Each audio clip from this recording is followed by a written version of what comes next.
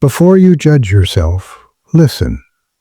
You walk into college or social spaces looking confident. You speak when needed. You smile at the right time. People think you've got it figured out, but deep inside, you know the truth. That confidence feels heavy, like something you're forcing, like if you stop trying, everything might fall apart.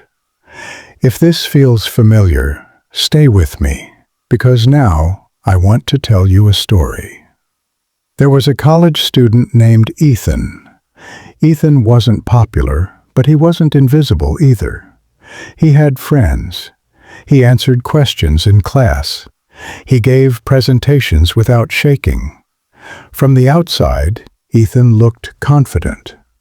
But every morning before class, he sat in his car or on his bed for a few seconds, staring at nothing. His heart raced. His chest felt tight. Not because he hated college, not because he didn't want to succeed, but because he was scared. Scared of being exposed. Ethan wasn't confident. He was careful.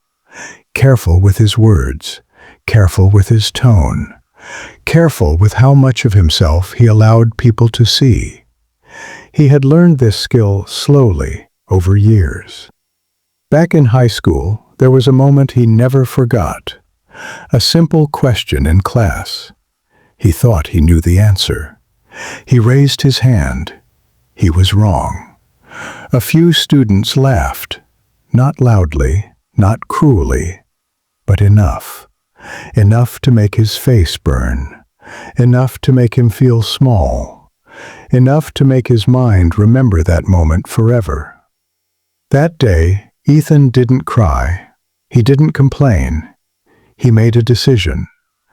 I will never look unsure again. From that day on, he prepared for everything. He read ahead. He rehearsed answers in his head. He practiced speaking alone. Confidence became something he built, not something he felt. By the time he reached college, fake confidence wasn't something he chose. It was automatic. It was how he survived. In college, people respected Ethan.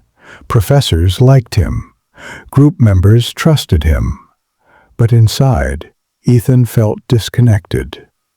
Good grades didn't bring joy. They brought relief.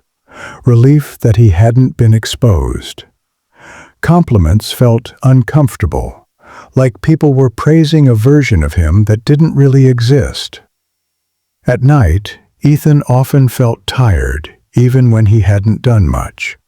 Not physical tired, mental tired. Because performing confidence every day is exhausting. He couldn't relax fully. Even during breaks, his mind stayed alert. What if someone asks something I don't know? What if I say something wrong? What if they realize I'm not as confident as I look? The fear followed him quietly. One evening, after a long day of classes and assignments, Ethan sat alone in his room. The lights were off. His phone was face down. For the first time in a long while, he didn't distract himself. No scrolling, no music, just silence. And in that silence, a thought appeared. What if I'm not confident at all? That thought scared him more than failure, because if confidence was fake, what was left? Over the next few days, Ethan started noticing something. Every time he spoke confidently, his body felt tense. Every time he pretended he knew something, his mind felt heavy. But when he stayed quiet, when he admitted he didn't know, there was fear, and also relief. Then one day, in class, something happened. The professor asked a question. Ethan usually knew the answer, or at least he acted like he did. This time, he didn't. His heart started racing. His palms felt warm. This was the moment he always feared. Everyone was quiet, and instead of forcing an answer, instead of guessing confidently, Ethan said something simple.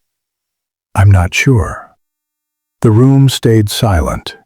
No laughter, no judgment. The professor nodded and continued. That was it. The moment passed. Nothing bad happened. But inside Ethan, something shifted. He realized something important. The fear he carried wasn't about the present. It was about the past. It belonged to a younger version of him who needed protection. Fake confidence had helped him survive back then. But now, it was suffocating him. Slowly, Ethan began to change. Not suddenly, not dramatically. He started allowing pauses in conversations, allowing uncertainty in class, allowing himself to learn openly. He stopped trying to sound perfect, stopped trying to look ready all the time. And something unexpected happened. People didn't respect him less. They trusted him more. Because honesty felt real, and realness felt calm. Ethan started sleeping better, breathing easier. Not because life got easier, but because he stopped fighting himself.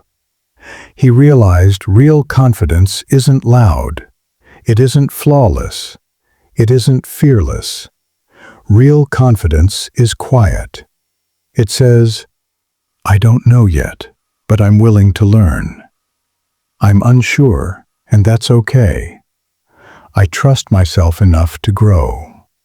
If you're a student right now, walking around with fake confidence, if you feel tired for no clear reason, if success feels empty, if praise feels uncomfortable, this story isn't about Ethan, it's about you.